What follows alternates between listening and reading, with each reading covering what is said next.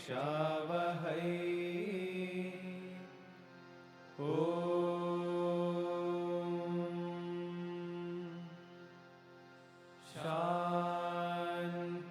Shanti Shanti. As we are all born crying, Koham, Koham, who am I, who am I? And then all the people tell us, you are so and so, your name is such and such, you are the son of so and so, this is your religion, this is your caste, this is your subcaste, and so on and so forth. They give all kinds of titles to the born child, who otherwise is born pure. The child does not know or does not associate with anyone in particular or any idea in particular. But then he grows, and then one day he meets a spiritual guru and asks how to disidentify myself from this body and identify myself with the self. Then the guru said, there is a process. You have developed some kind of wrong identification with the body and the mind. Now you have to rightly identify it, but it is not easy because it is so deeply gone into your mind that it won't be easy for you to get rid of that wrong identity. So the child asks, what should I do? He says, do dasoham, do service, be a servant of God. That will help you to dissolve your individuality, dissolve your ego, and be able to think correctly. That is why selfless service is given great importance in all religions of the world, in all philosophies. Nobody says don't be nice to anybody else. Nobody says don't be kind to others. Nobody says don't be compassionate and charitable. All religions talk about it because they know that is the only way to dissolve that individuality, which is the wrong identification of oneself with the body and the mind. So the ego, that has to be changed from identifying with the body to identifying with the self. But the process of dissolving that individuality is through dasoham, that is, I am the servant of God. That is why Allama Prabhu says, Soham embuda keli dasohava madadiddole ati galeva guheshwara. Will somebody be able to transcend and reach the divine who only chants, I am that, soham, and does not chant or does not engage in dasoham? Dasoham means service, that I am the servant. So from I am body and mind to I am the servant of the divine, as an instrument of the divine is the first step. But from there, as you keep serving, you realize that you are not serving somebody else. There is nobody other than you. It is the same self which permeates all beings. And when one helps somebody, one helps oneself in that way.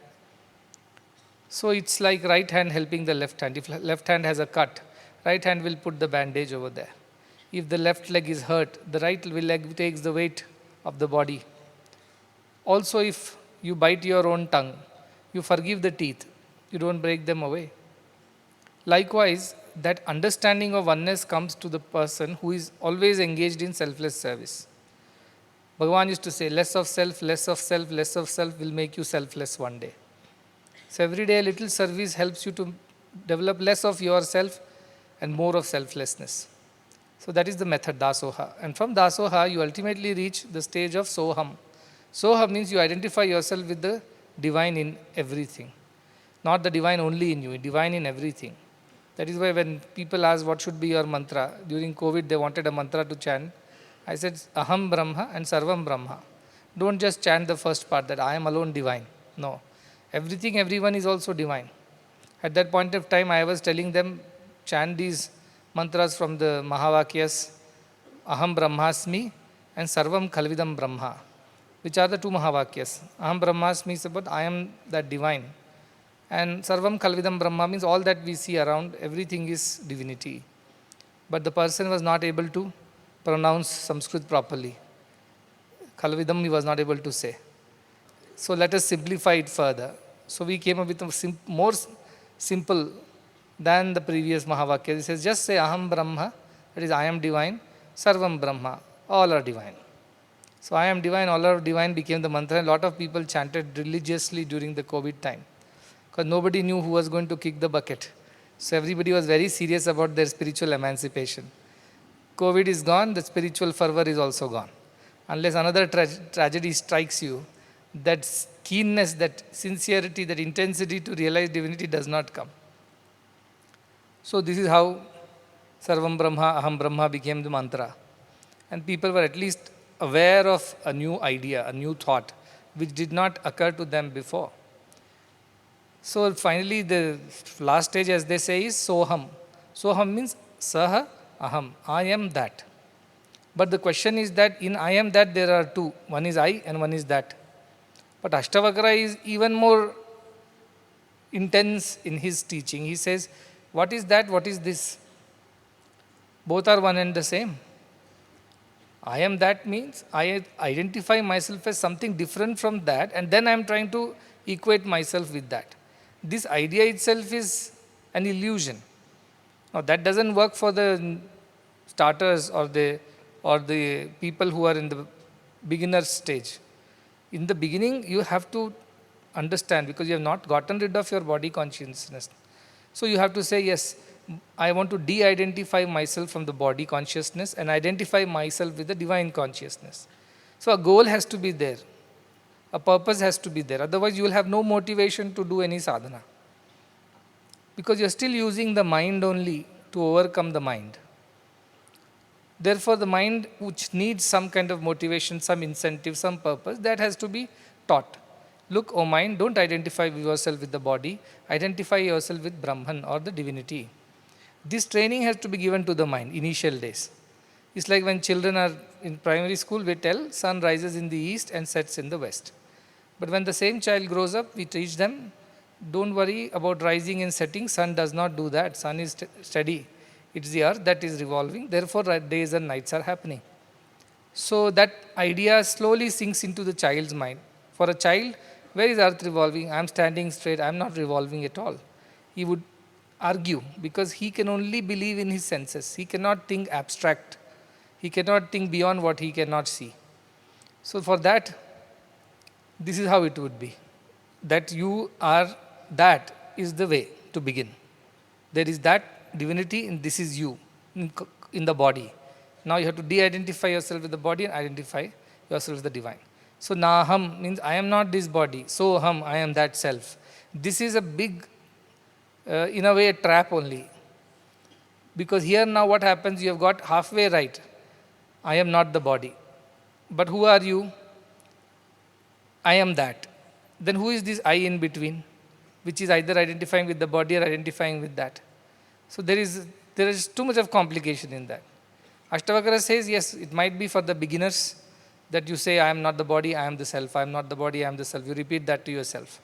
Soham, or whichever way, Aham Brahmasmi, Aham Brahma, Sarvam Brahma, chant, because at least that will help you to develop that conviction slowly. And mantras are like that. Mananaya trayate iti mantraha, it is said. That which redeems you by contemplating on it. So keep contemplating, and one day that meaning will reveal itself to you. How long should you contemplate on a mantra? Till you understand it, experience it, you have to contemplate. That is the way. There is no other way. That is why mantra's basic rule is contemplate on it, mananat. Not just chanting it physically. You don't think that if you chant louder, you will get closer to the truth faster. Doesn't work like that. Or if you chant more number of times, you will get closer to the truth faster. No. With depth in your contemplation, if you chant anything, then you realize the truth of it. That is why this Shabda Brahmamayi, it is said, sound is God. Shabda, the very sound is God. Why? Because through sound, God reveals himself. And that sound is mantra. So it is said, Daivadinam Jagat Sarvam, Mantradhinam tu Daivatvam, Tad Mantram Uttamadhinam, Uttamo Paradevataha. All this world is controlled by the gods. But gods themselves are under the control of mantras. God means not necessarily God like Indra, Vishnu or Shiva. All these senses are also known as gods only.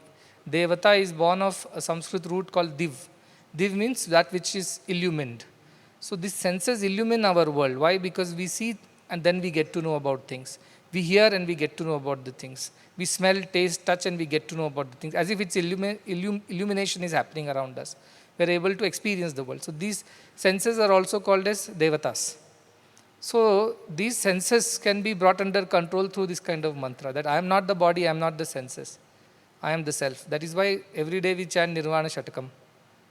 Mano buddhi hankara chittani na ham na chakshotra jihve na chadgrana netre na chavyom bhumi na tejo na vayu chidananda rupa shivoham shivoham. In that mantra also there are two aspects. First aspect, first three lines of every stanza or three padas are neglecting or rejecting, negating our wrong identification. The last pada says, Chidananda Rupa Shivoham Shivoham. So if you are not all these things that you thought you were, mind, body, senses, all the elements that you are made of and so on and so forth, then what are you? Then it says you are that Chit Ananda Rupaha, Shiva. So Satchid Ananda Rupa, basically you are that ultimate form of truth, goodness, beauty, joy, whatever divinity is described as. So non-identification is one part, identification is the other part of the mantra. All mantras are designed like that. But that also is a lower idea, is what Ashtavakra is saying. Ashtavakra is so subtle in his approach. That is why not everybody is capable of understanding. They'll question, oh, Ashtavakra is very impractical. I have to first de-identify myself, then I'll identify with the divine, then I'll experience the divine. Yes, the process is correct. But the path that Ashtavakra says is simply believe that you are divine. What is all this headache? Simply believe your guru told you are divine. Just believe you are divine. What is your problem in complicating it by going through all these unnecessary circus? These are Ashtavakra's ways of teaching. But for his teaching, you also have to be a little elevated. You also have to be a little evolved. Otherwise, nothing will go inside you. So these mantras were given for us, those who are the beginners on this path, to associate with something, some God's form, some God's name, some mantra to chant, some rituals to perform, to keep our senses engaged and help them focus. But that was not the ultimate purpose. The ultimate purpose was to simply believe that you are divine and experience that divinity. That's all it is. Like the lion cub believes finally that it is a lion cub and not a sheep with whom it was growing. Then once it believes, it becomes the lion. But was it not the lion in the first place? It was. Should it have chanted, I am not a sheep, I am a lion, I am not a sheep, I am a lion? Should it even chant? That is the question Ashtavakra asks. Should it even put efforts to disidentify and re-identify itself with something higher? Not necessary. Ashtavakra says that itself is one trap of the mind. Because mind wants continuous stimulation. It wants to engage in something and feel the results of it. Then it feels motivated. Here there is nothing to feel the result. You will feel your own self, your experience of yourself. That is the motivation. But mind is not like that. Mind wants to be active. That is why I always tell, be careful even when you are doing sadhana and seva. If it is just to satisfy your mind's rajas, that mind's activity, that addiction, then that is not going to be of any help to you. Because mind is addicted to activities. It needs to do something. It can't sit quiet. Now we put it on this spiritual path and say, okay, between today and tomorrow, write 1 lakh times Sri Om Shri Sai Ram. Mind is happy. At least some work I have got to do. And at the end of it, I will feel some achievement. Then I will tom-tom around the ashram. You know, between last night and this morning, I stayed all night awake and wrote 1 lakh times Om Shri Sai Ram. Not necessary is what Ashtavakra is saying. But it's not necessary for those who can have that firm belief in the words of the Guru, who truly, truly believe. As I said, when you wake up in the morning, are you asking this question in the morning, who am I? And what is the answer you are getting? If the answer is not that I am the self, then you are in trouble. You still don't believe the scriptures, you still don't believe that Guru. Shraddha is not happened to you, Shraddha is yet to happen. So that is the simple gap, as we do gap analysis for everything. This is the gap. Shraddha is the gap. So our Ashtavakra says, Aham Soyam, this is me, that is, self is me, all this body, mind and all these senses are not me. Stop all this. Stop this swinging between the two. This vibhaga, this division between this and that does not exist in the world. There is only one thing that exists in the world, which is the self. That's consciousness. So he says, give up these divisions of this versus that. And everything is Atman only, everything is self only. Believe in that. How? Nishchitya. Completely believe. Nishchita means with great conviction, with total confirmation. No doubt is there, not even an iota of doubt. Completely believe in that. This is what earlier also is, Shraddhasva tat Shraddhasva.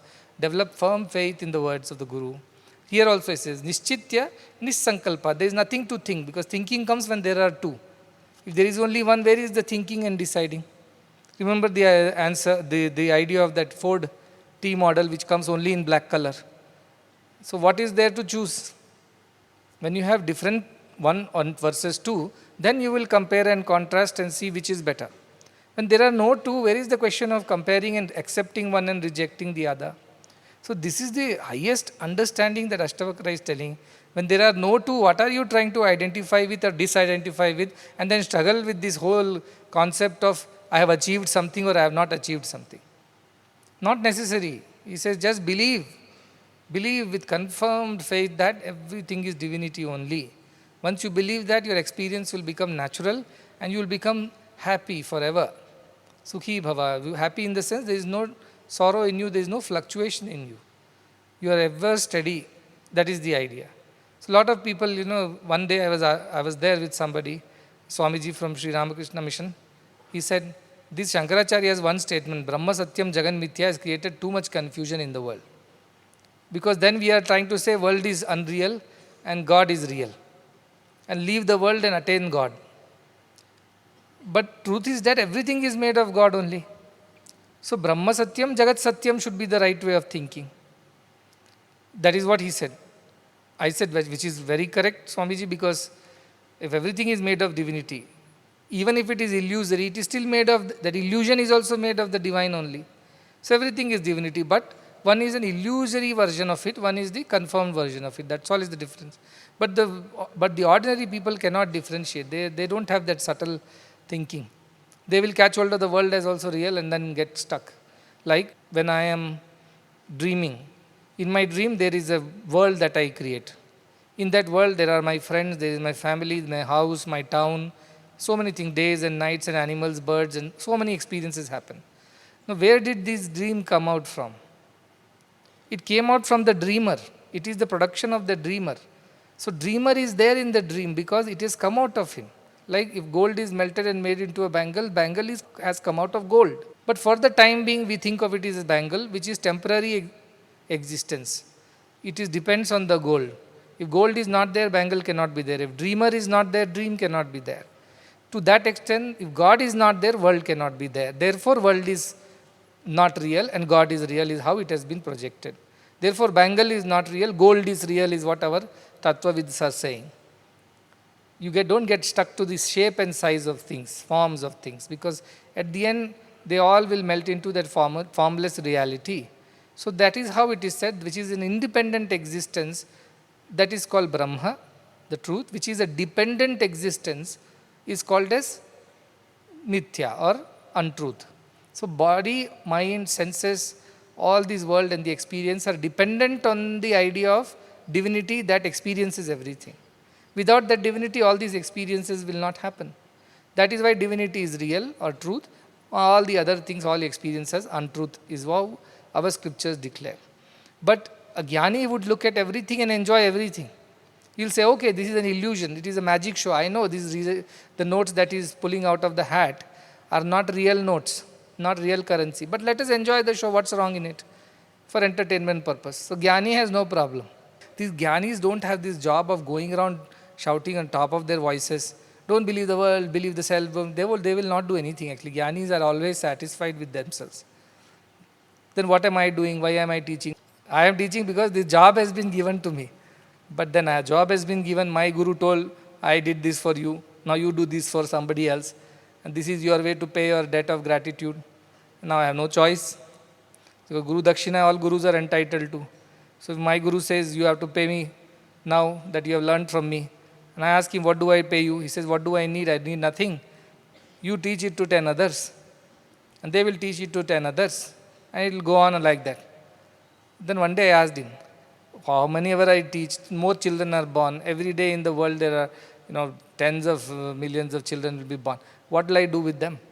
He said, what is your problem? You do what else you got to do. Whether they become jnani or jnani is not a problem. Your problem is karmanyavadikaraste. Do what you have got to do. Don't expect them that they will all follow and everybody will become like you. But whatever you have done for them, then I said, I don't find any motivation to do this. There is no guarantee that you all will become jnani after all my teachings. And then there is no guarantee that you will be able to teach it to 10 others. And even if you teach to everybody, if so many more children are born, they don't have access to this knowledge. They live a life of ignorance. So what is the point? What is the point? Then he said, there is no point in it. I always said this is all pointless only. There is nothing to achieve and nothing to attain here. Then what do I do? This much time God has given you on this earth. What are you going to do with your time, he asked me. What will you do? Something you have to do, right? Whole day you can't be just sitting in your chair, lying in your bed. What will you do? Do this. That's all is the reason why you should do this, he said. Joyfully, happily. Once my destination comes, I will get off the train. Till we are sitting in the train, in the same bogie, in the same compartment, we have no choice. We have to pass the time, so we are eating something, talking with people, knowing about what each of us does. But when the station arrives, I am going to get off and walk away. I am not going to look behind and say, oh, they are all going to be left behind. Your destination you will reach. That is how the Jnani looks at the world. So this idea of us versus them, this versus that, this is right, that is wrong, this needs to be done, that need not be done, should not be done. These ideas don't exist in the Jnani. He's simply going with the flow. Yadayat kartum ayati. Whatever comes his way, he does that. So today this is what is given to me to do, I will do this. Tomorrow something else is given to do, we will do that. Next shloka, it says, Tavaiva jnanato vishvam tvam ekah paramarthatah tvatto anyo nasti samsari na sansari cha kanchana. Similar idea, he says, Tava eva ajnanatah vishvam. Because of your ignorance alone, this world exists for you. You believe it is real. Like children who do not understand that magic show is just an illusion, they get very excited when a rabbit comes out of the hat. But they know this is all hidden there. It is not real show, real magic. My rabbit didn't come out of nowhere. But they get excited. So he says, because of this ignorance only, this Vishwam, this whole thing around you seem to be real, seem to be existing. But Tvam Eka Paramarthatah. But who are you? You truly are that one Paramartha, the ultimate goal. Artha means goal. Param Artha means ultimate goal. Ultimate goal means supreme self. Swartha means selfish. Parartha means selfless. Paramartha means divinity. When you do things for your own sake, you are called Swarthi, Swa-arthi, for your own sake. Then when you do seva, you are called Pararthi, Parartha, because you are doing things for others, Para-artha. But the ultimate is Parama-artha, which is for the sake of your realization, for the sake of the divinity, you do everything in this world. So he says, you believe that all this world is real, like children who are ignorant of the magic show, and you believe and take the world to be real. Whereas you truly are bound towards that one same goal, you are journey bound towards that one self, Paramartha. Then, Tvattaha Anyaha na asti. Other than you, nothing else exists over here. You think other things or other people exist because they have different shapes, names, forms, attributes. But you alone exist here, there is nothing else. So, this sansari or na ansansari. Samsari means the one who is very worldly, very desirous of the world, very attached to the world. And then you have the other kind of people who are not at all attached to the world, they have given up the world. Two kinds exist, we think. But this Ashtavakra says that also is an illusion. That neither you are the samsari who is bound by the world, nor you are the asansari who is not bound by the world. This is extremely confusing, somebody would say. I must be something at least. You say you are neither this nor that, then who am I? What am I? What is my identity? You are this also, you are that also, or at the same time you are none of these. That is your identity, Ashtavakra will tell. That you are everything, like bangle, necklace, armlets, bracelets, all are gold.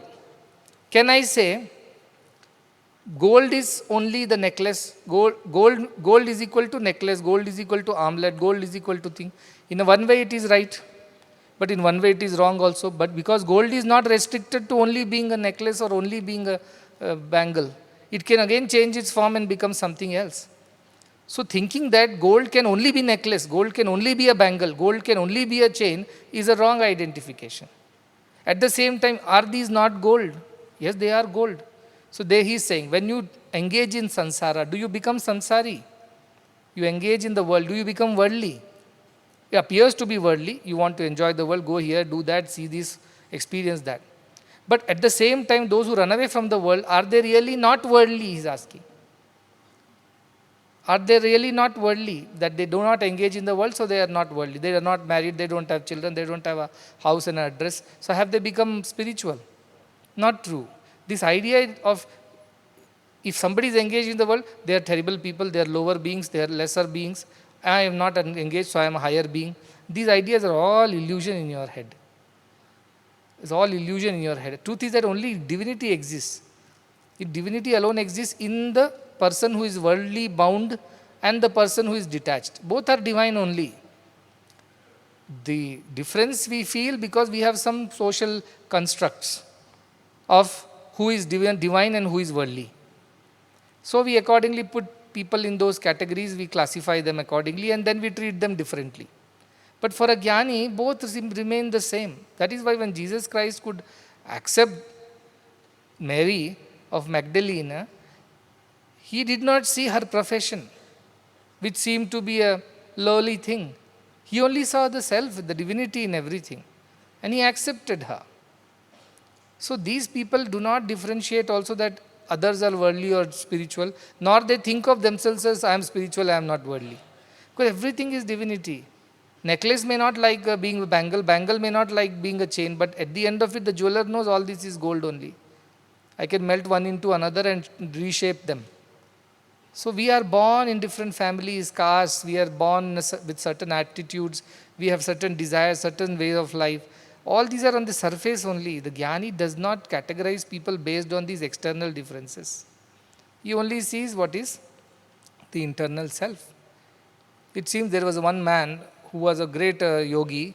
He had developed so much of power that he could ride a tiger and whip it with a snake. That powerful he was. He could keep such beasts also under his control. So he heard about this Jnanadeva in Maharashtra, is a saint from Maharashtra. So Jnanadeva's Nivrutti, Jnanadeva, Sopan and Muktabai, they were 4 children who were siblings. So Jnanadeva was the Jnani, all were Jnanis actually. But one was Nivrutti, one was Jnanadeva, one was a Sopana, and the other was Muktabai. Muktabai was the girl, the sister. So this glory of these 4 children became so very popular that this yogi felt a little insecure. He thought he is the biggest jnani, he has controlled the tiger, he is able to control elements. So let me go and see who are these kids becoming so popular. So it seems he came riding on a tiger into the village, and he was controlling the tiger using snake, a big cobra as a whip. And with that pomp and show, he entered with his disciples. All the village people were naturally, poor, innocent village people, they were very impressed by his act. Then he said, where are those kids? Where are those people whom you people are worshipping as jnanis? What have they done? What have they achieved? So some people went and reported to these 4 kids who were sitting on a wall. And then he said, these villagers told Jnanadev, it seems, there is one that Swamiji has come, he is riding a tiger and he is challenging you that he is greater than you, why should we worship you people? Then Jnanadev said, is it, he is come riding on a tiger, we don't have a tiger to ride and go on. What should I do? So he just told the wall on which they were sitting and playing, oh wall, move, let's go and meet that Jnani. And the wall started moving, it seems. When this Jnani saw, making a live animal, however beastly, to come under your control is one skill. Making an inanimate matter to move at your will is impossible, right? So he fell at his feet and said, you are definitely greater than me because you can make a wall move. I only can control a tiger at best. Please give me some wisdom. It seems that time this girl was not there. She was at home. Muktabai. She was very young. Only 12 or 13 years old perhaps. So Jnanadev said, for your category of jnani, my sister is good enough to preach you. I don't have to preach you. You are these primary school kids, go to the primary teacher. Don't come to the university professor like that. So Jnanadev said, go to my home, my sister is there. She is good enough for you. 12, 13-year-old she is, but she is good enough for your kind of maturity. She is right. So he goes. In those homes in the old times, there were no bathrooms and separate things. This was a small hut. They had lost their parents. So this girl was having bath in a corner of the hut. The moment this man entered, looking for her. He opened whatever parted the door and saw she was not dressed and she was having bath. Immediately he closed the door and got very scared. Then she shouted from inside, "What are you scared of? That you have seen me not dressed? So you are still seeing the body, you are not seeing the self. What kind of jnani you are?" She said from inside. "You are still seeing my body and thinking, oh, I have entered and saw a girl undressed." Because he is supposed to be sannyasi, who is not supposed to see women, all that stuff. So he got scared and he came out, and from inside she shouted like this, "Oh, you are still seeing my body and thinking I am a girl after all. You are not seeing the self. What kind of jnani you are? You are boasting around that you are a jnani." That is the idea of these jnanis. They can't see the difference between this and that. For them, everything is one and the same. That's why they can live happily. If you go to Jain, Madhya Pradesh, because I come from there, you will see these sadhus, Naga sadhus, they don't wear anything. And when there is the Mahakala, Shivaratri is there, oh, you should see hordes of them, thousands of them walking naked on the streets without the care of the world. You will feel embarrassed looking at them. They have no problem. Many Jain monks are there. They call themselves Digambara, means those who wear the sky for their clothing, means they won't wear nothing. They roam around. Akka Mahadevi, from her marriage mandapa, she got up and said, "I don't care about this marriage, I am not getting married to this prince. My husband is Shiva." And when she was questioned about her decision, she gave up everything, all the jewelry or the ornamentation and the clothes also, saying, "All this belongs to my father, who is forcing me to marry. I belong to no one." She walked away naked, and till the end of her life she was roaming naked only. So also Saint Francis of Assisi, when his father said, "What are you doing? How can you give away all the wealth that I have earned to these poor people? It's after all mine." He said, "I don't want any of your wealth, I am leaving." He said, "Even the clothes that you are wearing on your body are given by me." He immediately removes all that, throws it, and walks out naked into the street. Who are these people? How are they like this? Because they don't see the body and then feel ashamed or embarrassed or socially, unaccepted. They don't care because they have seen something greater. They have seen something greater. They have seen the gold in the bangle. They have seen the gold in the necklace. They have seen the gold in the armlet. They don't see the armlets, necklaces, and bangles. Though they don't see man versus woman, rich versus poor, or beautiful versus ugly. Ashtavakra himself was so ugly looking. He had 8 bends in the body. That is why when he enters the court of Janaka, all the jnanis sitting there laugh at him. When they laugh at him, he laughs back, saying that, "I thought I have entered the court of great wise people whom Janaka is patronizing. But looks like I have entered a shop of cobblers after all, who only look at the skin, look at the leather, nothing more than that." So he gives them back as a young boy. Because he doesn't see that difference. We see the differences, so we are stuck in this Maya. And then we categorize people as spiritual or non-spiritual. This problem is in our mind. The one who sees the self, everything is self. He says, "Tvattaha anya." You are not different from all this. You are neither samsari nor asansari. You are not worldly, nor spiritual. These are also classifications your mind is giving to you based on the social constructs that we have created. So those who wear ochre robe, have a long beard and hair, who wear various malas and have vibhuti, they are all spiritual people. And those who are worldly, in the sense married, having children, running a business, earning money, they are all worldly people. Now, outside is not the reason. Inside is the reason why you could be classified, if at all. But the soul, the self is free from both, right? That is the idea. They don't feel that difference, and only out of ignorance you feel the difference. If you are a jnani, you don't feel the difference between the, as I said, the worldly and the so-called spiritual. It doesn't exist for them. They're able to accept everybody and do things as necessary. Next shloka is on page number 233, 15.17, which says, again in a similar vein, "Bhranti matram idam vishwam na kinchit iti nishchayi nirvasanah spurti matro na kinchit iva shamyati." Bhranti matram idam. Illusory is this whole existence that you believe as real.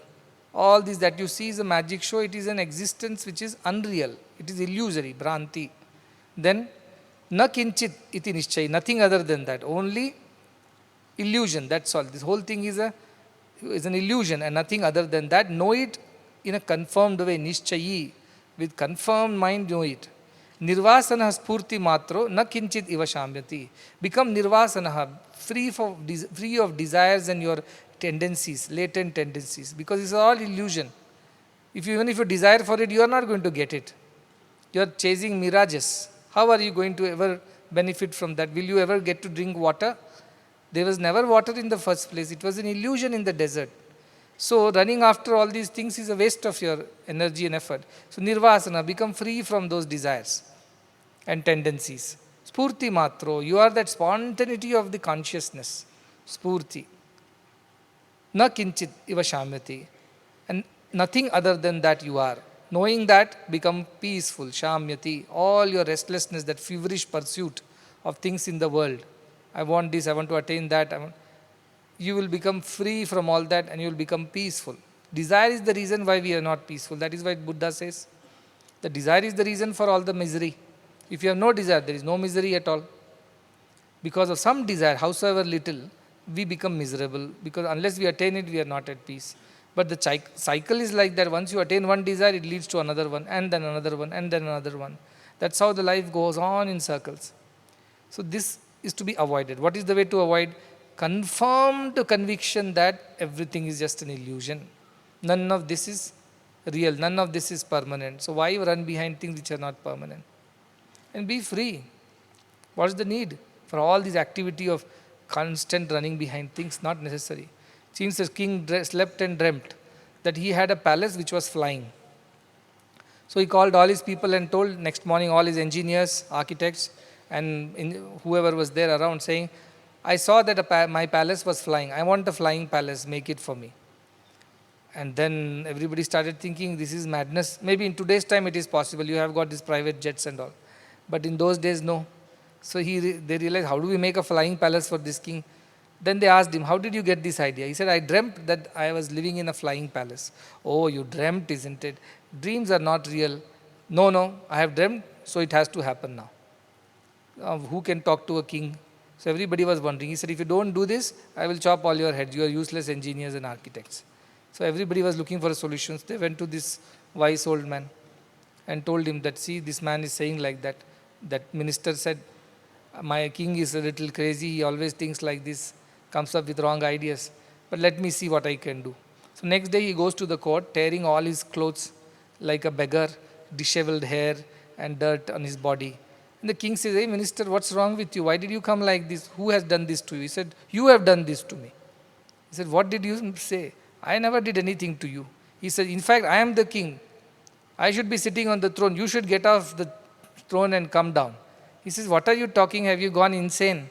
I am the king and you are the minister and today you are looking like a beggar. He says, no, I had a dream yesterday. In the dream, I was the king and you were the beggar. But you took away everything from me and now you are sitting on the chair which belongs to me. He says, minister, that was a dream. In dream, anything we can see. Do you think dreams are real? He said, when you can insist on a flying palace which you saw in the dream, why can't I insist on your throne? Then the king realizes that this was stupidity to ask for things which are happening in the dream. So that is how this world is. A good dream to have. Sometimes a nightmare also. But both are unreal. Both are unreal. You wake up and you don't insist, I had won a lottery in the dream, why am I not a millionaire now? You can't be because that was in dream. Or if you lost everything in the dream and you wake up, you have nothing, do you insist upon that? No.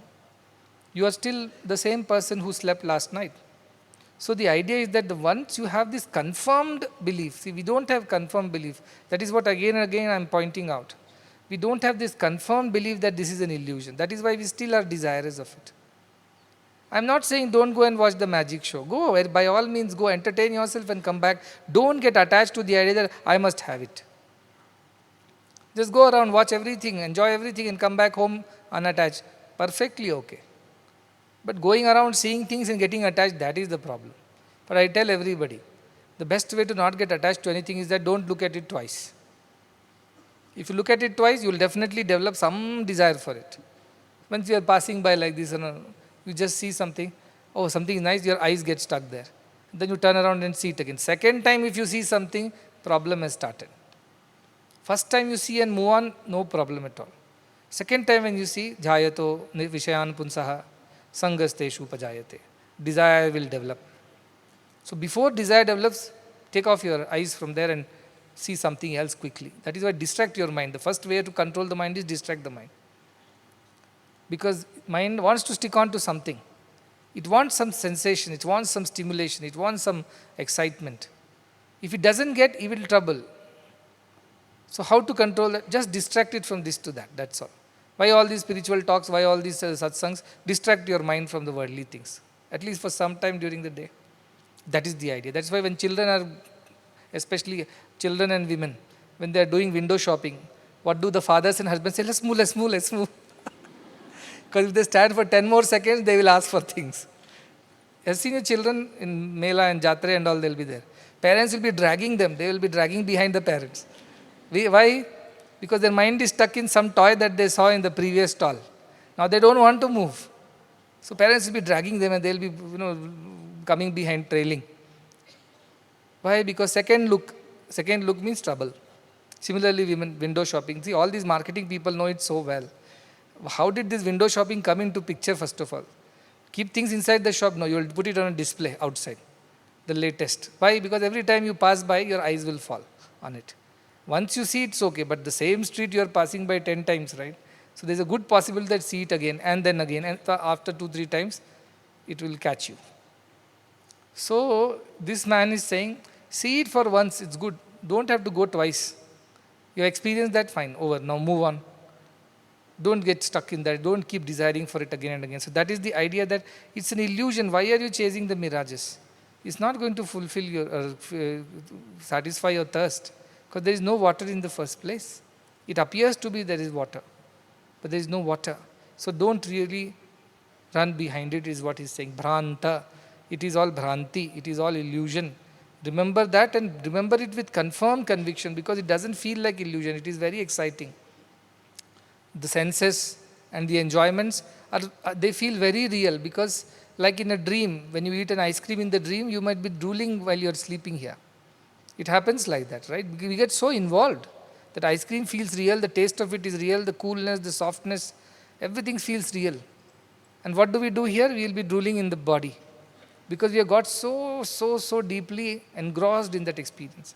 That is why Indriyani paranyahu indriyabhya paramanaha manasastu parabuddhi yo buddhe paratastu saha, says Bhagavad Gita. Indriyas are very strong, very powerful. They'll really make you feel all this is real only. Such illusion they create, amazing illusion. Then you can control it by discriminating, using your buddhi, because mind is stronger than the indriyas, they say. And stronger than the mind is your intelligence. So if you have read good things, you are an intelligent person, you can discriminate, you can easily make out that all this is illusion. Therefore, there is no point in just getting stuck there.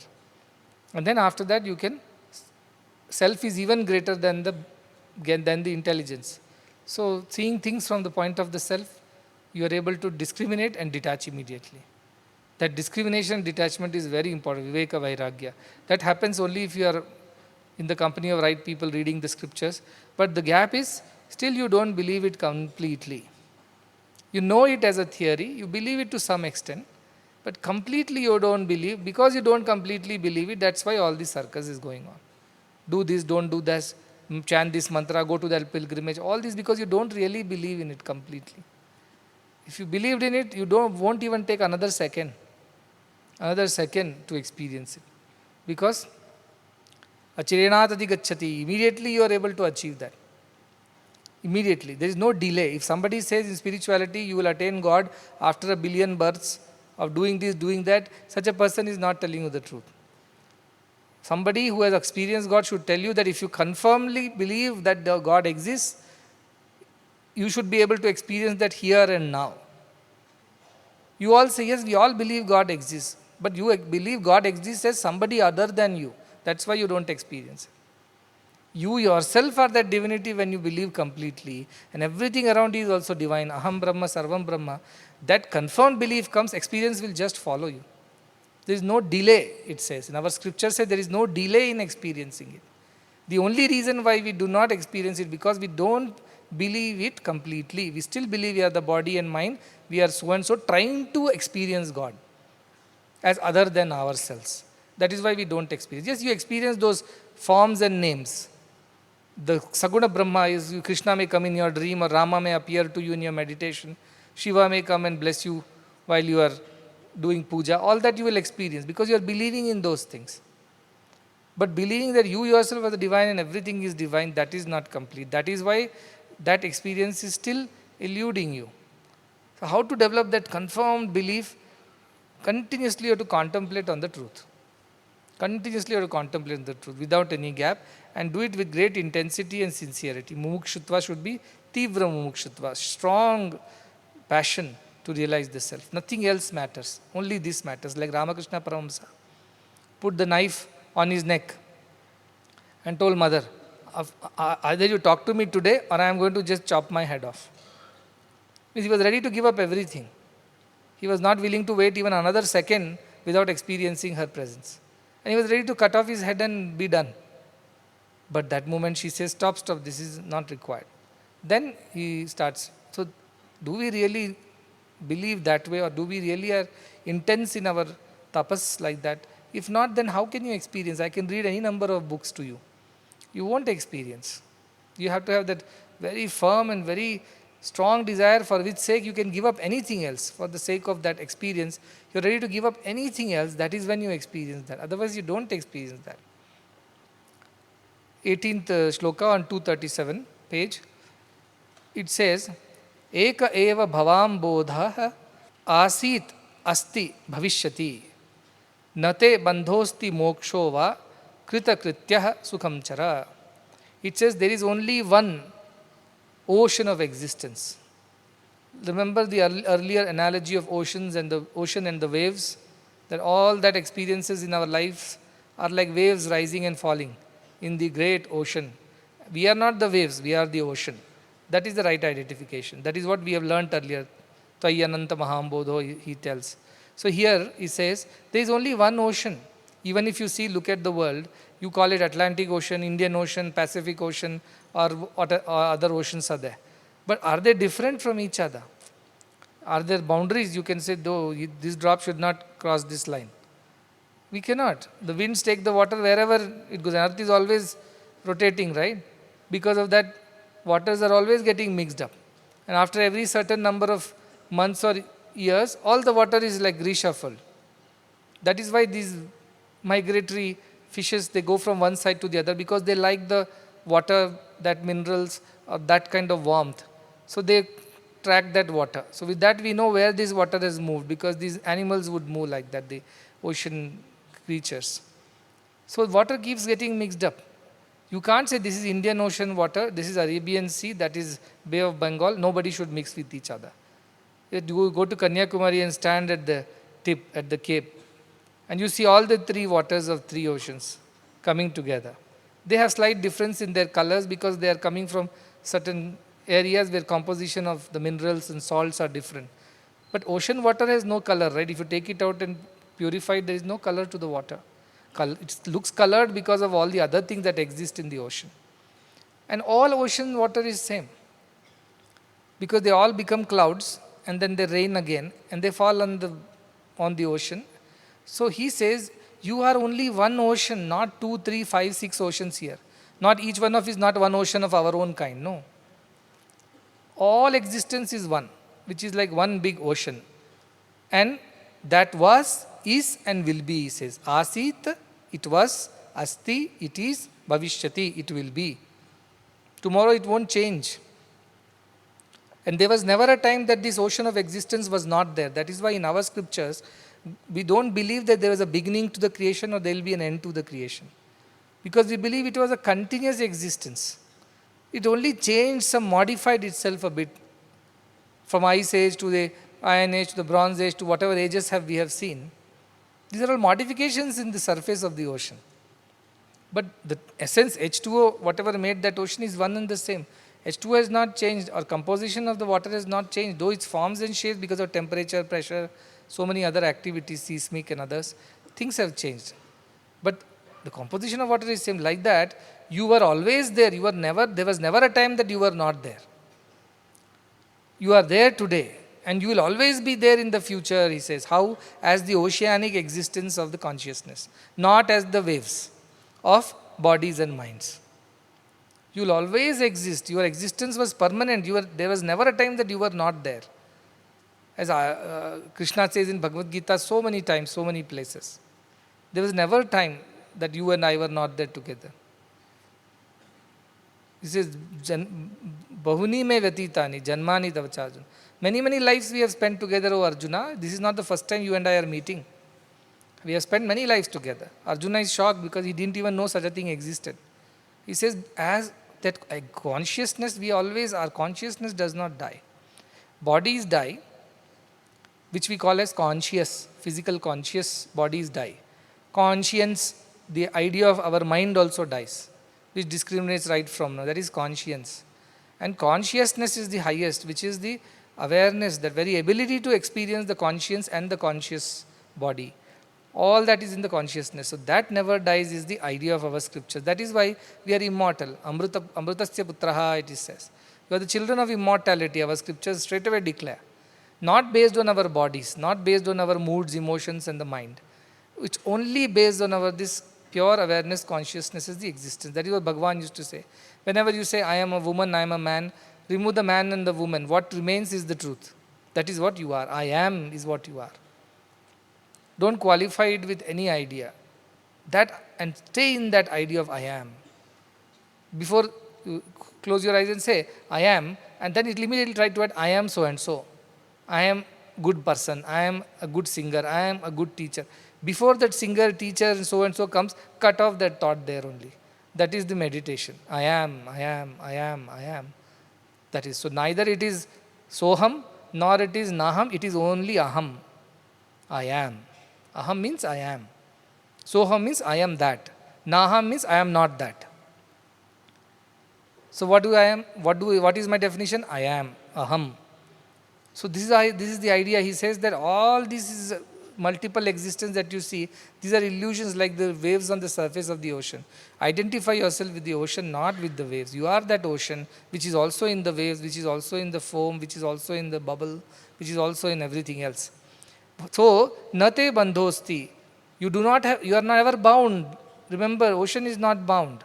As I said, Pacific Ocean will become Atlantic, Atlantic will become Indian. All oceans will keep mixing up. Nobody can stop. Nobody can stop the clouds from falling, rains from falling on certain ocean. You can't say, you took water from Pacific, you better fall in Pacific only, don't go elsewhere. Who quantifies all this? Who decides all this? Nobody decides.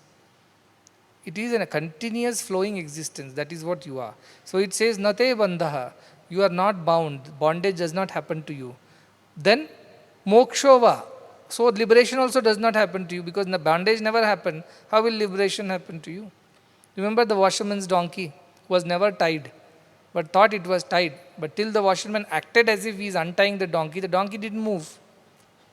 We are those spiritual donkeys. We were never tied, but we believe that we are tied.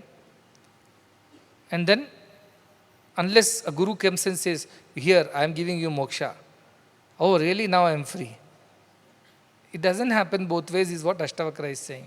Saying both ways you are illusion only. Being bound is an illusion. Being not bound is also an illusion only. You are ever free. You are ever free. This binding and freeing doesn't happen. So, krita krityaha sukham chara. Become done with. Krita kritya means somebody who is done with all that needed to be done. Like retired forever. No more, nothing needs to be done, nothing needs to be achieved. Such a person is called krita krityaha. Become like that. This whole wanting to achieve and experience and enjoy and should go away from your head. Including wanting to become liberated should go away from your head. Instead, believe that you are always liberated. And try to live in that thought. I am always liberated. I was never bound. So when these ideas come of sadness, negativity, feeling of being bound, feeling of not being free, tell your mind, this is all illusion. Don't believe these ideas. Be free. Then you will slowly start experiencing that freedom because you are believing in it and you will become krita krityaha, means there is nothing to be achieved here, not even liberation. Then why all these things, brahmacharya, grihastha, vanaprastha, sannyasa, and then dharma, artha, kama, moksha? What is all this? This is all for the beginners. Because they don't understand that sun doesn't rise and set. For them, all these rules and regulations. But the one who is transcended all these and understands he is the self and nothing else exists other than self, for such a person, where are the rules? Rules don't apply to them. They have transcended the rules. So this is the idea, that you believe that you are always free, you were always there, you are here and you will be there, in the sense you will be, that consciousness will be there. It won't die. Be free. Be free. And everybody is that only. You don't see them as different from you. There are no 5 different consciousness sitting in a room of 5 people. No. Only one consciousness which is flowing through all the 5. Like the same electricity is flowing through all the bulbs. For a moment it appears to light this bulb, but next moment the electrons have started moving. Electrons don't belong to these bulbs. What is electricity? Just flow of electrons. So electrons are continuously flowing. That is why electricity is happening. If they stop flowing, electricity won't happen.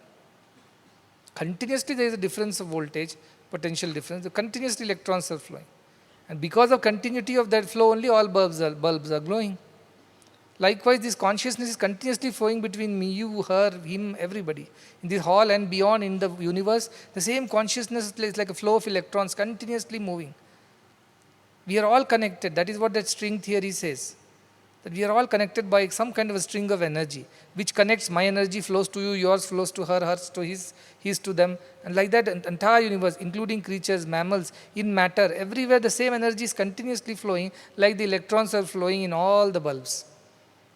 And that flow of electron does not die, even if bulb gets fused and doesn't work. Some of them are not working once in a while. What happened to them? Did the electricity die? No. The bulb for now is not there. But is the electrical current not there? No, it is there. Are the electrons not flowing? They are flowing. Then why this bulb is not flowing? Body got damaged, body died. But I am the flow of electrons. I am that flow of consciousness. So everything is connected. That is the idea, this interconnectedness. You have seen that movie, kya naam is? That Avatar. You have seen that movie? There they show this idea of everything being integrated. The roots of the trees are talking to other trees. They convey messages, signals. And they had this tail-like thing.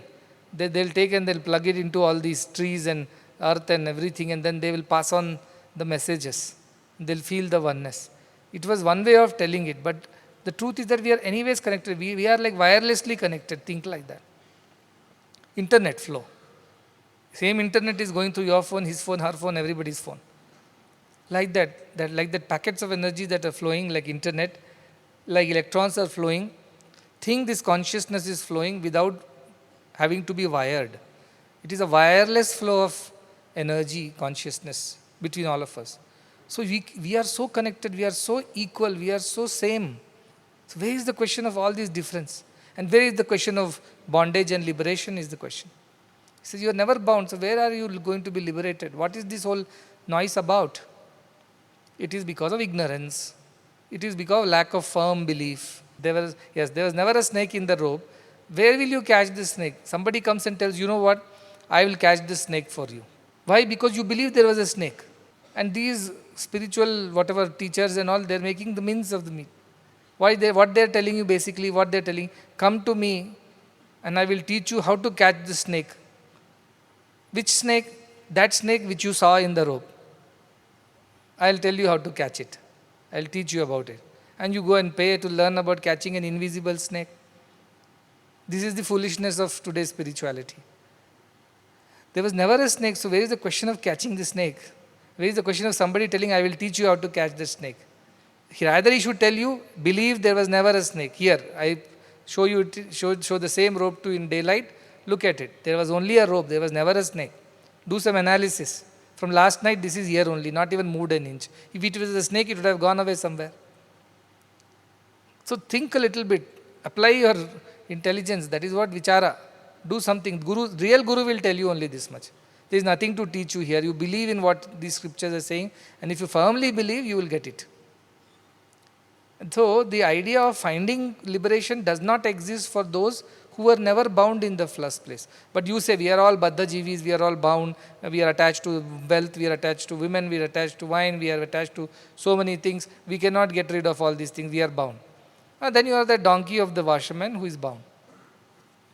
Then you need a guru to unbound or unwind or open the knots. For that sake, read scriptures and things like that. Then your donkey mind will believe, yes, now I have done all this sadhana, I am definitely free now. Become free like that. That Ashtavakra is laughing at all this. Ashtavakra is jeering at such people and saying, where is the question of you being bound or free? It was never so. Believe that you are the existence which was ever there, which will always be there in the future. There was never a time when you did not exist. Your consciousness, as consciousness, this is your true existence.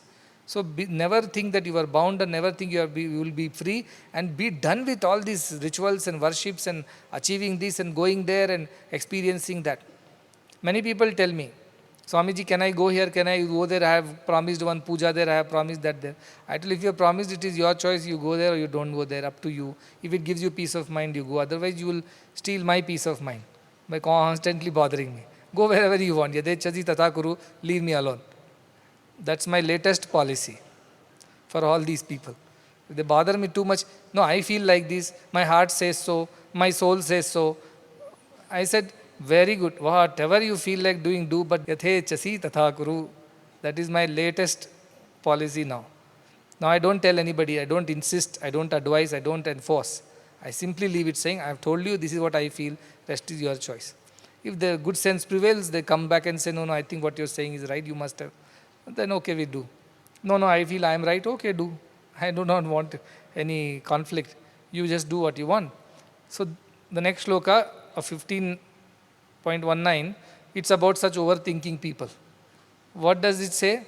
Ma sankalpa vikalpabhyam chittam kshobhaya chinmaya upashamya sukham tishtha swatmanyananda vigrahe. What a definition. Who are you? Swatmanyananda vigrahe. You are the very embodiment, personification, the very form of supreme bliss of the self. You are nothing other than that. You are the Ananda Vigraha. What kind of Ananda Vigraha? Swatma Ananda Vigraha. That you are the self. That understanding, once you develop, you are always happy, always free. A free person is always happy, isn't it? Only a bound feels terrible. Free is always happy. Leave the children in these gardens. Look at how happy they are. Here, there, like mad kids, they'll keep running. Never exhausted, never tired. I see a lot of people, because here, there in apartments in Bangalore, they're all bound inside those little pigeonholes. They hardly can run and express their freedom. Here they run everywhere. Many times they say, Swamiji, I told, leave them, they're enjoying their freedom. This is their nature, this is the true self that they're expressing through running around. Just let them run around without any purpose. It's okay, everything need not be driven, outcome driven. Some things you should do just like that, out of joy. Everything need not be transactional. Everything need not have a result at the end. Just do things for the joy of it. Let the children run. No, if he runs properly, he may become a sprinter. Stop analyzing his running style. Leave him alone. Let him enjoy his freedom. But parents are not like that. No, if I can train him a little bit, he may become a tennis player and become... Not required. Just let him run. So idea is that this whole transactional, you are Ananda Vigraha. You are the very embodiment of supreme joy. If you are not experiencing that, then there is some problem. And what is the problem? He says, Sankalpa Vikalpa. Thinking is the problem. Overthinking is the problem. Thinking and deciding. These are the problems. If you don't think Sankalpa and decide Vikalpa, you will be free. Because of this thinking and deciding, Chittam Kshobhaya, you are troubling your own mind. Mind is happily sitting quietly. No, you start thinking now. And then once you start thinking, then you have to decide whether this one is right or that one is right. Then you get into dilemma. Then you go through the torture of it. You never come to a conclusion at all. Chittam Shobhaya Chinmaya. So he says, you are Chinmaya, you are the self, you are the ultimate awareness. Chitmaya. Don't trouble your lower mind. You are the ultimate supreme mind, which does not think, which is inspired and does out of inspiration. There is no thinking in the supreme mind. When it's inspired, it does what it needs. If it is not inspired, it doesn't do anything, simply relaxes, stays quiet. But you want to do something. What do you want to do? Let us think something, do something. How can you sit quietly like this? Whole day is getting wasted. I'm not talking about the lazy people lazy people are also thinking what they're thinking, how to avoid work, how to avoid any activity. That they're thinking. But real non-thinkers are who are just there. And if a thought inspires them, they will come and act. If there is nothing from within, Nothing is inspiring them from within, they are just as it is. And there is no problem of decision making for them because every decision is coming from inside. It's clear, written on the wall for them. So this whole dilemma of should I not, to be or not to be, does not exist for such people at all. Because they know, like one straight arrow, one thought comes from God within, they just know this is what needs to be done. That's it. And they do it and they're free. They're never bound. These lower minds, they calculate, analyze. They depend on the previous experiences or the experiences of the others. They do enough research, analysis. They trouble their minds so much. They have no rest, no peace, no sleep, no joy. Continuously heated up CPU. Continuously is processing enough information, data, analyzing, deciding. And then because of the ownership of doing so much, attachment to the outcomes. And then suffering that comes from there. How are you going to be Ananda Vigraha? How can you be embodiment of supreme joy if your way of doing things is like that? A lot of people, in fact, when I was in college, I hardly thought about what should I study next, what should I do. For everything I would ask Swami. And he would tell. If you're really sincere, he will somehow find a way to convey it to you. Not that he used to talk to me, but I did not want to take chemistry as I was mentioning.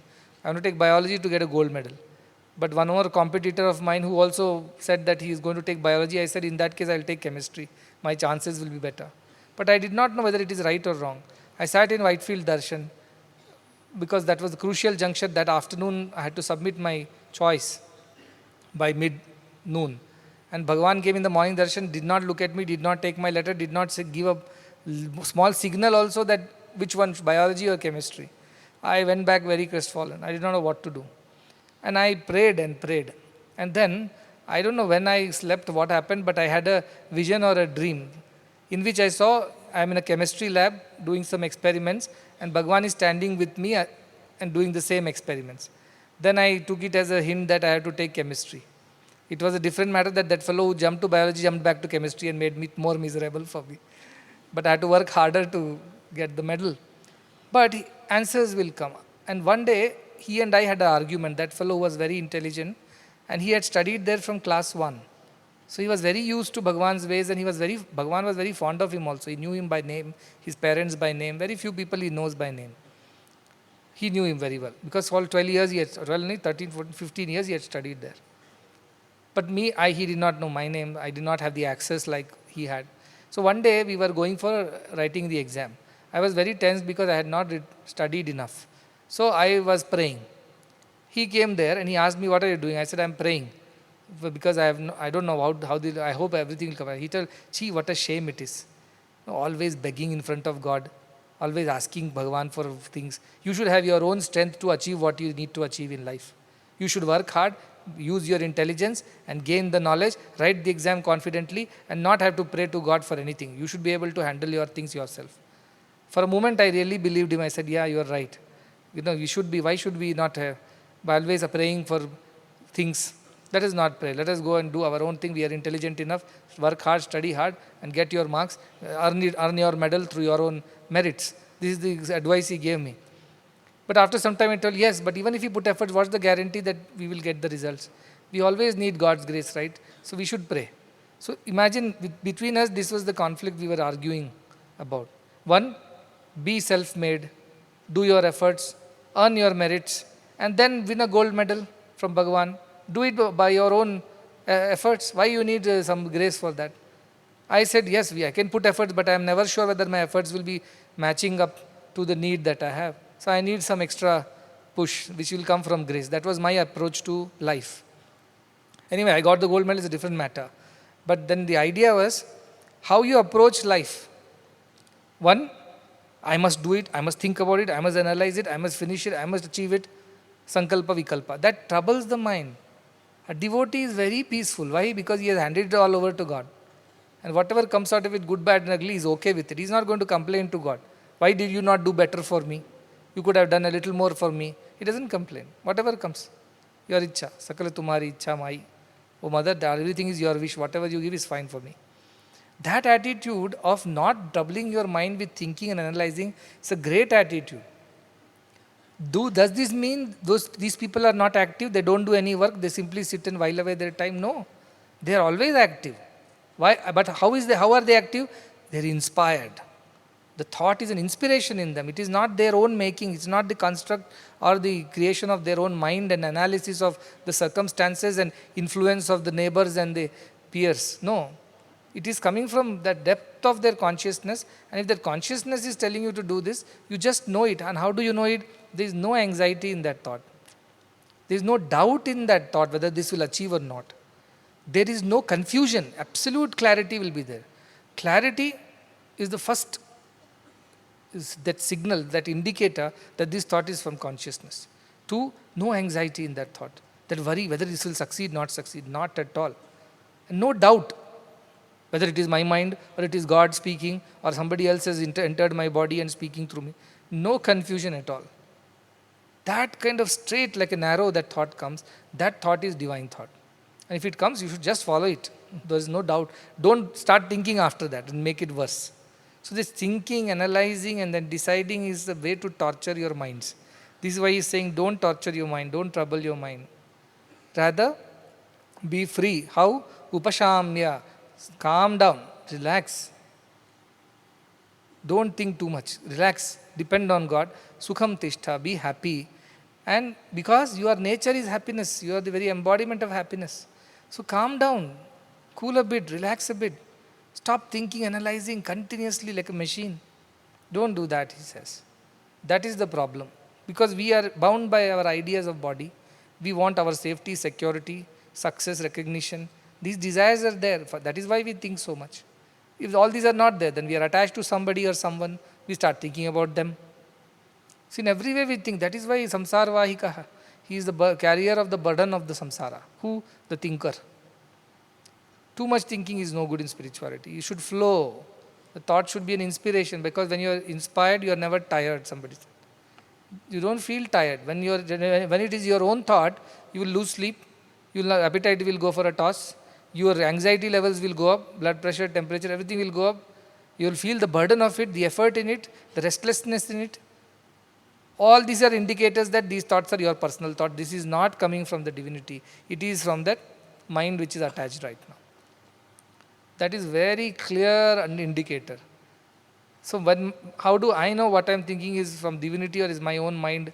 Because the moment it is my mind, which happens to me, why? Because so many people are around me. I am also a trustee. I am answerable to 100 things. So they will tell, no, Swamiji, if you do like this, this could be the objection. If you do like that, that could be the issue. Then I wonder, what should I do now?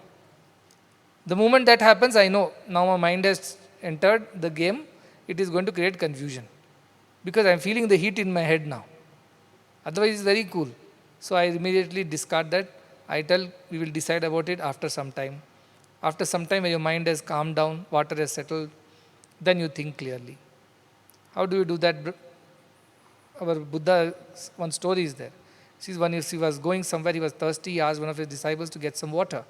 So the disciple went with a pot to fetch water from the river. But just then, a bullock cart had crossed the river, it seems.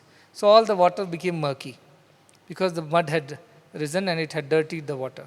So this disciple came back empty-handed and told Buddha, sorry, I could not get you water because it was very dirty. Then Buddha asked, what happened? He said, just now a bullock cart had passed and that had disturbed the water, so it became dirty. So Buddha gave the advice to the disciple, just go there and wait. Wait for the dust to settle. Wait for the dirt to settle. Water will be clean again, then you fetch me the water. So he went, waited. When the water settled or the dirt settled, he took the clean water and came and gave it to Buddha. So sometimes how to deal with our mind or our habit of overthinking, just don't do anything about it for some time. Don't worry, you will not miss the train. In Hindi they'll say, train nahi chut jayegi, baith jao. Keep quiet. So our Ramana Maharshi, Summa Iru means don't do anything, just be. Be quiet. Just sit quiet. Don't be so excited. Just be quiet. No, I cannot just sit quiet. So many things can go wrong. What will happen? This will happen, that will happen. All that is your imagination. Nothing will happen. Just sit down. Sit quietly. Once you are in a peaceful mind, then we will talk again. What's the point in discussing now? Because you are influenced by this whole idea of mind. So the advice to this person is don't trouble yourself by overthinking, overanalyzing, overestimating. Don't make yourself anxious, because that is not your nature. You are deviating from your pure nature of joy when you are thinking too much. And people who are really devoted and believe in the self, they don't think at all, as I said, they are inspired. All their thoughts are inspirations, they come from somewhere else. And they know clearly that this is not my making, this is not my doing, because there is no doership, enjoyership in that. So when people take, oh, such big things, are you worried? I said, I'm only worried to the extent that others are worried around me. They only worry me. Otherwise, I have no worry. But they come and bug me, they tell me all kinds of negative things, then I start worrying, oh, really, all this is a problem, what shall we do? If they don't say anything, then I have never worried. But because we are living amongst people, if that is why stay with Gyanis. If you stay with Agyanis, they will drag you to their levels. Stay in the company of wise people, then you will also remain wise. Otherwise, they will pull you down. That is why it's important to keep the right company. So these people don't think they're inspired, and whatever inspiration comes, they do it. Fearlessly they do it, because they know it is not theirs. When your personal involvements are there, then only you feel very shaky. Like I said, the doctor cannot operate on its own child. His hands will shiver. Whereas somebody else's child happily operates. Why? No attachment. When it's your thought, you are attached to it, you will shiver. When it is God's thought inspired in you, you will not shiver. You will not worry, you will not be anxious. So that is how you know one thought from the other. And that you have to be carefully developing that habit. How do you develop that? You have to dissolve your ego. You want recognition, you want acknowledgement, you want to boast around, it's because of you things have happened, then suffer also accordingly. But in this way, neither there is rejoicing if things happen, nor there is suffering if things don't happen, because both are not your problem. It was God's wish, God's design. So that clarity is there in these Gyanis. That's why they live very effortlessly, they live very joyfully. They live unburdened lives. All Agyanis suffer. For every small decision onwards to the largest one, they suffer and suffer and suffer. They lose their joy and peace, which is their true nature. They get distorted. So that does not happen to the Gyani. That the page number 243, shloka number 20. It says, Tyajaiva dhyanam sarvatra ma kinchit hridi dharaya atma atvam mukta evasi kim vimrashya karishyasi. Again the same idea. It says, Tyajaiva dhyanam. Keep thinking, I have to meditate now. Why? Now this is time for meditation, I must meditate on God now. Why were you not meditating earlier? I did not have all the paraphernalia. Where is my meditation mat? Cool room, incense stick, then one lamp, then one music, meditation music. Then I will meditate. No. How can I meditate like that?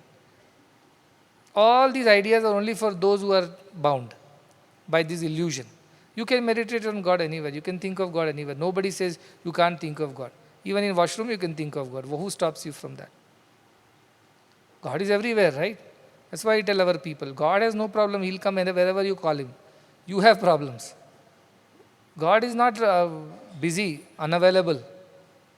God is always available, always online. We are not available. Our problem is that no, at 8 o'clock in the morning only I will be available to God. Or at 6 o'clock in the evening only I will be available to God. That is your problems. God is always available. But we don't think of God everywhere. Then what we end up thinking? All other nonsense. For that we don't have time and place and situation. Now about this I will think only at 9 o'clock. No, immediately we start thinking. But for God we will wait. So the idea is that Tyajaiva dhyanam sarvatra. So don't keep anything in your heart. Ma kinchit hrudi dharaya. Don't burden your heart with thoughts or ideas. Just leave it empty. Keep it free. Less luggage, more comfort. Keep it free of thoughts. Keep it free of even the idea of dhyana, means meditations. That also you keep it free. Let the life flow. Don't obstruct it. Like now this whole idea of Japanese minimalism has come. Minimal furniture, minimal accessories. They want to lead a very simple, clean life. Their houses will hardly have one or two furniture, basics. They don't want to accumulate anymore. Because once you accumulate, then you have to clean, then you have to do so many things. So, ma kinchit hridi dharya. Don't carry so much luggage in your heart. Not necessary. Whenever the divine inspires, it will come. Do that, be done. Again, heart is empty. It's free. Not necessary to hold and hoard so many things. I keep telling, when we build the staff quarters, you on purpose kept it small, just enough for a family. Not some lavish, large quarters, which half a day you will spend in cleaning the quarters. You will not work. And then what else? They said, why there are no lofts? Somebody complained, you should have put lofts on the walls so that people could store things. I said that is really the reason why I did not put lofts. I don't want you to store things which are not necessary. What you use will be anyway in front of your eyes, right? That will be in its place. What you don't use, only you put it on the lofts and keep it there. And these are the things you never use actually. You simply think you will use it someday. But you never use. They keep lying there. This Indian middle class you should see. Collecting plastic bags, plastic bottles, dabbas, containers. They cannot get rid of it. Like that we carry thoughts in our heart, in our mind. So many of them which are unnecessary. We don't need them. So dump it all. Garbage it is. Clear it off. That is why I did not allow too much of storage in the household. Still people have made cupboards and still they are storing things. I told just keep as much as necessary. What you wear, what you will eat. Next 6 months what you will require. 6 months later if you need something, we will see that time. And I gave one formula also. If you have not used something for 6 months, things of the regular use, not like your wedding sari and all, I'm not asking. But something that you don't use for 6 months, you don't need them. You simply have collected and kept. I also keep collecting this. So many gifts keep coming, chocolates keep coming, people keep sending. And they'll keep keeping it there. I have given them instruction. If I have not asked for it for these many days, just remove them. It means I'm not interested in them. You should have a very clear discipline. I will not think beyond this much. I will not carry more than these many thoughts in my head. I will not carry more than these many emotions in my heart. This is the maximum I will carry. Beyond that, anything comes, discard. Dump it. Remove it from heart. That is very important. This continuously you should do this to your mind. Check the kind of thoughts that you have. Tamasic thoughts, Rajasic thoughts, Sattvic thoughts. That is what the Master the Mind series is all about. Then segregate them, classify them. And then those which are not necessary, immediately dump them, remove them. Those which are okay, you are still to decide, keep them there. But in a few days you decide on it and then also accordingly discriminate and discard.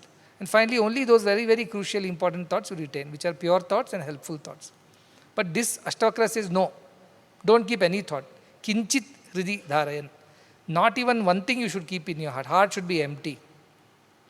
So how will I work in this world? Whenever work needs to be done, God will inspire a thought. You execute that thought. Again, after that, your heart is empty. That is how one should live in this world. This is Ashtavakra's way of saying. Don't carry anything. Be free. Be free. The moment you carry something, one more thing will start with it. One more thing will start with that. The habit will start of unnecessary carrying things which you don't need. This is a mind's attitude to collect and hoard. Get rid of it. Aparigraha is one of the values. Yama niyama is there, right? Yama says, Satyam, Ahimsa, Asteya, Aparigraha, Brahmacharya. Satya, truth. Ahimsa, non-violence. Asteya, not stealing. Aparigraha, not hoarding. Because when you hoard, you are actually stealing. Because it could have been useful to somebody else. But you are hoarding it, you are not giving it away. So in a way you are stealing somebody. It is also a kind of violence when you hoard more than your need. That's why Ishavasimidam jagat yat kinchat jagatyam jagata. Tena tyaktena bunjita mahagrudha kasya siddhanam. Shloka says, don't take other people's wealth. We are not stealing their wealth, but we are denying them an opportunity. Why? Because we are unnecessarily buying. Prices are going up. Now it's beyond their reach. If we don't buy, prices will come down, demand and supply. It will be within the reach of the poor. So people buy 3, 4, 5 houses in Bangalore, I have seen.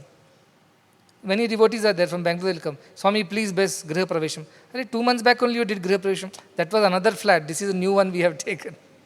How many you have? Only 6. Only 6.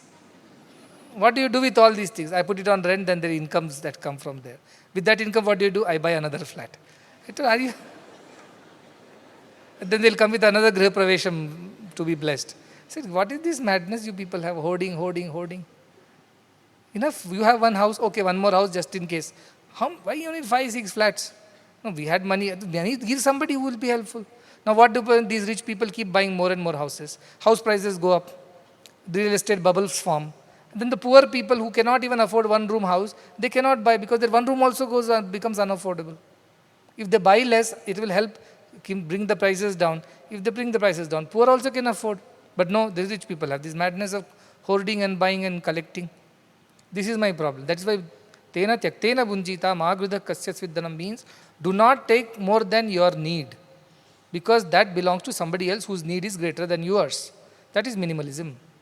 Take only so much. Even if you have the money, you have earned it well, no problem. Still don't unnecessarily spend it on things and make things expensive for the poorer people. Let them also enjoy a little bit of goodness, good things in life. Don't make it difficult for them. That's what I tell. But no, these people will go on buying and creating more costs, so everything. So idea is that you can do so much good. One, you don't have the burden of carrying all these thoughts inside your head. You are free. What a freedom it is. My life is very free. Actually, it appears like very complicated, but it's not that complicated. Otherwise, if I have to manage some 100 odd trusts and foundations across the world, each is different. Italians think and work differently. French are different. Americans are different. Argentinians are different. Europeans are different. Japanese are different. Australians are another kind. Indians are another. In India, we have so many trusts. Each of them is run by so many people. Imagine so many different kinds of work culture. At least only Indians, if you have to work with, only so much complexity. You have to work with so many people from around the world. I don't remember anything. I don't store all that in my head. How can I store so much of information and suffer? Whenever, whatever they ask, at that point of time, whatever my heart answers, I tell them. And that's how life goes on. So also all these projects, everything. I don't carry all this in my head. Some very important thing now. November is coming. I need to know 2-3 things that are most important. That bare minimum, basic minimum I keep. Rest of it I diarize and leave it. Whenever I need it, I will turn the diary page and see what is required and ask them that question. That's it. I don't carry it in my head and heart.